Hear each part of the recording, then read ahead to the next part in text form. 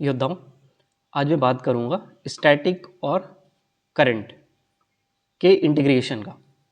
मतलब ये है कि आज आप करंट अफेयर पढ़ रहे हैं और करंट अफेयर में ही अपने जीएस जीके का जो एक स्टैटिक पार्ट है, अगर आप डेली साल भर उसका थोड़ा थोड़ा पोर्शन ही रिवाइज करते हैं तो वो चीज़ें आपको याद हो जाती हैं और आपको जीके और जीएस पढ़ने में उतनी तकलीफ नहीं होती।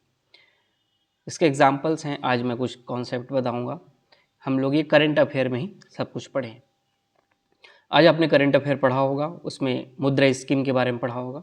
उसका एक तो फुल फॉर्म होता है micro unit development refinance agency.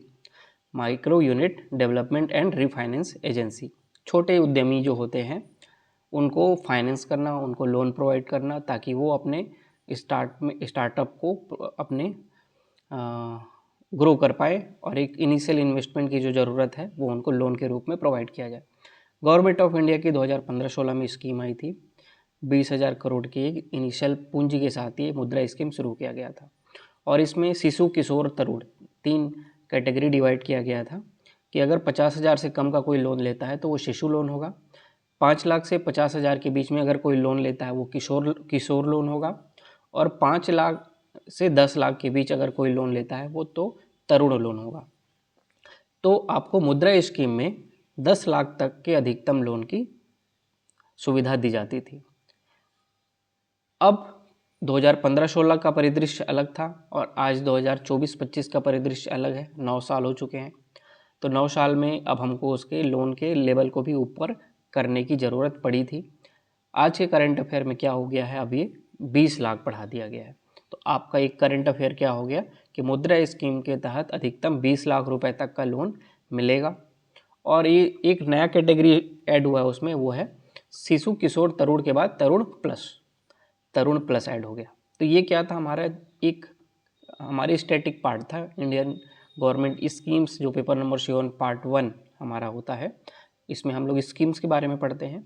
तो ये अगर करंट अफेयर में हमने पढ़ लिया तो ये सारी चीज़ें अगर करंट अफेयर में पढ़ लिया तो वो स्कीम्स वाले चैप्टर जब हम पढ़ने जाएंगे तो वहाँ बहुत चीज़ें आसान हो जाती है।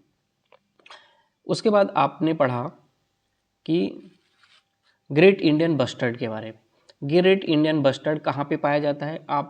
ये गुजरात और राजस्थान वाला जो एरिया है, आपको जब भी अगर माइंड में आए ग्रेट इंडियन बस्टर्ड का नाम, तो इंडिया के हमेशा वेस्टर्न सेक्शन में जाना, गुजरात और राजस्थान के सेक्शन में ही ग्रेट इंडियन बस्टर्ड पाया जाता है।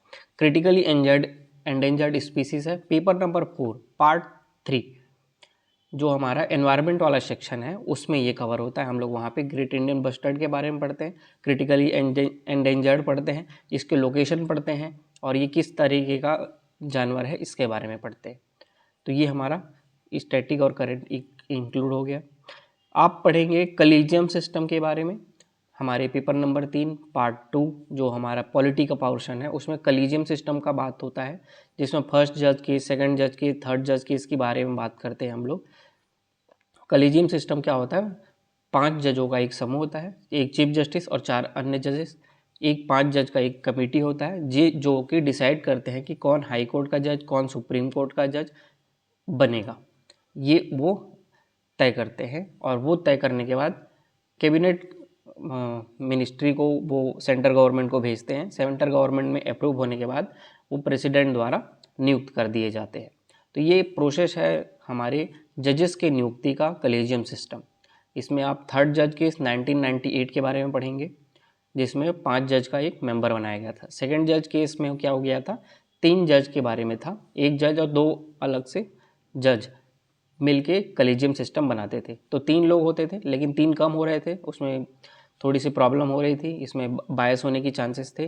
तो उसको बढ़ा के क्या कर दिया गया, सेकंड जज केस 1998 में 5 लोगों का मेंबर बना दिया गया। तो वर्तमान में कलीजियम सिस्टम में 5 जज होते हैं जो जजों की नियुक्ति का कार्य करते हैं। उसके बाद आपने चाबहार पोर्ट पढ़ा जो हमारे ईरान में है। ईरान में गवर्नमेंट ऑफ इंडिया द्वारा निर्मित एक चाबहार पोर्ट है जो मध्य एशिया तक पहुँच सुनिश्चित करता है, ये पढ़ेंगे। उसके बाद आपने कैंपा के बारे में पढ़ा होगा। कैंपा के बारे में थोड़ा सा जानकारी हो तो कंपनसेटरी अफॉरेस्टेशन फंड होता है।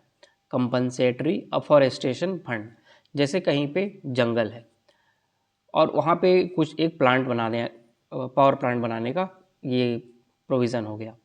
तो वहाँ पे जंगल काटना पड़ेगा तभी वहाँ पे पावर प्लांट बनेगा।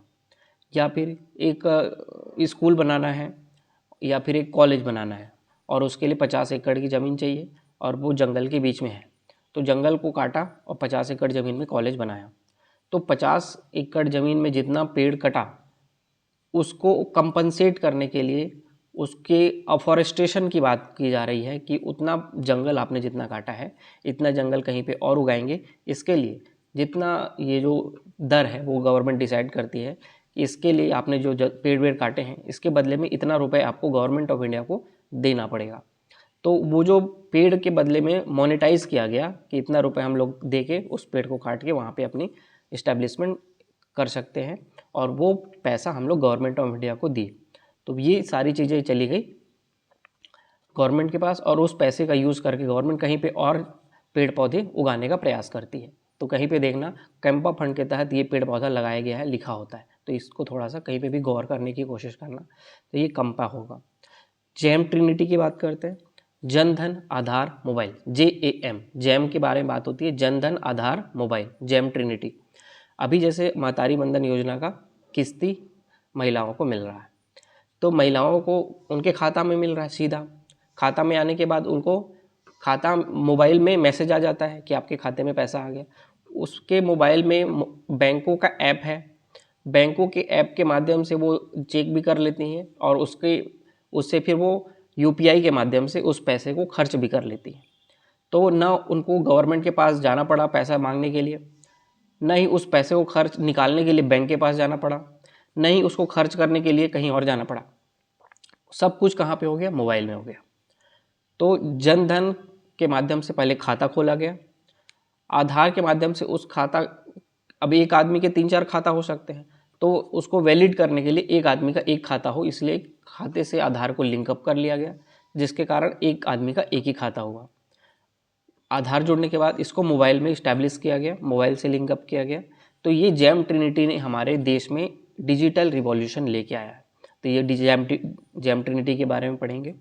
ब्रिक्स के बारे में कल सुमित सर ने अच्छे से समझाया है, कैसे गवर्नमेंट हमारी इंडिया की इम्पोर्टेंस है ब्रिक्स पे, ब्रिक्स की ग्लोबल पॉलिटिक्स में क्या रोल हो रहा है, कैसे वो उभर रहा है, कैसे उसका एक्सपांसन हो रहा है, डॉलराइजेशन की बात कर रहे हैं, वो क्या चीज़ है।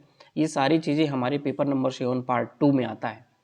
तो ये अगर आप करंट में आज आपने कल पढ़ा है तो आपको ब्रिक्स के बारे में भी वहाँ पे पढ़ने की ज़रूरत नहीं पड़ेगी। एक करंट अफेयर में आपने शुगर बॉल, मतलब शुगर का बॉल क्या बोलते हैं, शुगर बॉल बोलते हैं, चीनी का कटोरा। चीनी का कटोरा अगर इंटरनेशनल में आप देखोगे तो क्यूबा को बोला जाता है, तो क्यूबा एक कंट्री है, उसको शुगर बॉल बोलते हैं क्योंकि यहाँ पे चीनी बहुत उत्पादित होता है। तो एक फिर और नेक्स्ट कॉन्सेप्ट है आपका venture capital fund. Venture capital fund हमारा पेपर नंबर 5 इंडियन इकोनॉमी का सेक्शन में आता है, venture capital fund. Venture capital fund अगर आपको पूछा एग्जाम में कि वेंचर कैपिटल फंड होता क्या है, तो आपको ये पता होना चाहिए कि ये एक फाइनेंस करने का, इन्वेस्टमेंट का एक तरीका होता है। जैसे कोई स्टार्टअप है, कोई नई कंपनी इस्टेब्लिश कर रहा है, जैसे ओला इलेक्ट्रिक, और या फिर कोई दूसरी जोमेटो स्टार्ट करना है, तो जोमेटो स्टार्ट करना है तो ऐसी कोई नया कंपनी स्टार्ट करेंगे, तो नया कंपनी स्टार्ट करने के लिए इनिशियल इन्वेस्टमेंट की ज़रूरत होती है। और उस कंपनी में प्रॉफिट होगा कि नहीं होगा कोई नहीं जानता है, क्योंकि वो चलेगा कि नहीं चलेगा तो ये भविष्य तय करेगा। अगर लोगों को प्रोडक्ट अच्छा लगेगा तो वो चलेगा कंपनी, नहीं तो वो लॉस में चलेगा। तो ऐसी कंपनियों को फाइनेंस करने के लिए जो कंपनी आगे आती हैं उनको बोलते हैं वेंचर कैपिटल फंड, जो स्टार्टअप में निवेश करते हैं, जो थोड़ी रिस्की कंपनियों में निवेश करते हैं। तो उनकी स्टार्टिंग डेवलपमेंट के लिए कुछ फंड होते हैं जो उनको फाइनेंस करते हैं, उनको इन्वेस्टमेंट देते हैं, उनको पैसे देते हैं कि आप ये कंपनी का संचालन करें।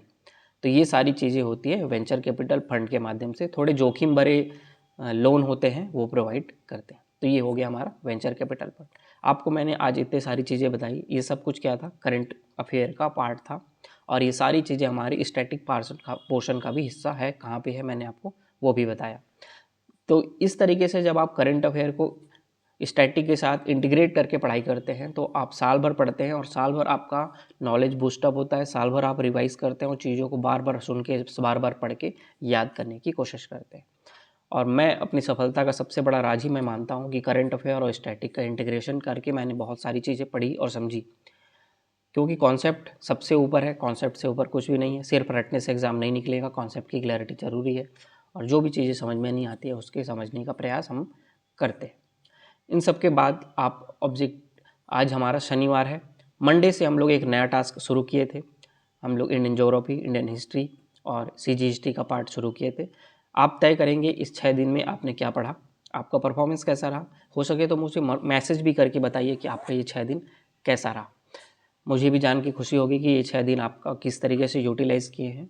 और आज आप क्या करेंगे, जितना आपने पढ़ा है उसको ऑब्जेक्टिव के रूप में सॉल्व करने की कोशिश करेंगे।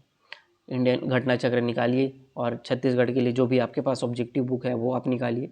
इंडियन ज्योग्राफी के लिए जो भी आपके पास ऑब्जेक्टिव बुक है वो निकालिए। अभी तक का जितना पार्ट हम लोगों ने किया है, आप मानो कि 30% इंडियन ज्योग्राफी आपने कवर कर लिया है। तो वो इम्पॉर्टेंट पार्ट है जो प्रीलिम्स के लिए बहुत इंपॉर्टेंट होता है। तो ये सारी चीज़ें आप करेंगे, ऑब्जेक्टिव लगाएंगे, आज दिन भर ऑब्जेक्टिव लगाएंगे। कुछ लेक्चर्स आएंगे थोड़ी देर बाद अपलोड होंगे, वो आप देखेंगे। सारी चीज़ें कॉपी में नोट डाउन करेंगे। लेक्चर में जो अगर आप देख रहे हैं तो आप प्रयास करें कि उसको कॉपी में नोट डाउन करें। एक बार आपका कॉपी में लिख जाएगा तो चीज़ें कम हो जाती हैं। बुक्स में बहुत सारी कंटेंट होता है, उतना सारा पढ़ना की ज़रूरत नहीं होती है, और रिवाइज़न भी उसमें आप नहीं कर पाओगे। तो जो चीज़ें मैं वीडियो के फॉर्म में बता रहा हूँ उसको आप कॉपी में नोट डाउन करें, और उसको ही बाद में आप रिवीजन करने के लिए अंतिम विकल्प के रूप में रखें। और बार बार उसको पढ़ेंगे तो आपकी चीज़ें स्ट्रॉन्ग होगी। बार बार बोल रहा हूँ, अभी जो हम लोग पढ़ रहे हैं वो हमारे प्रीलिम्स और मेंस दोनों के लिए इम्पॉर्टेंट है। तो प्रीलिम्स में 20 मार्क्स और मेंस में लगभग 200 मार्क्स का सवाल हम लोग अभी जो कर रहे हैं वो कर रहे हैं। तो ईमानदारी से उसको करने की कोशिश करिए। आज सैटरडे है, कल संडे है, संडे को भी यूटिलाइज़ करिए। जो चीज़ें छूटी हुई हैं सारी चीज़ों को कंप्लीट करना है, ऑब्जेक्टिव लगाना है, रिवीजन करना है। और रिवीजन सबसे इंपॉर्टेंट है। जब चीज़ों को जितने बार आप पढ़ेंगे आपके सक्सेस का रेशियो उतना बढ़ता जाता है। तो ये सारी चीज़ें रहेंगी आज के लिए। तो आज मैं इतना ही बोलूँगा, कल आप संडे को रहेंगे, अच्छे से रिवीजन करेंगे। मैं आपको मिलूँगा मंडे को, ठीक है। Thank you.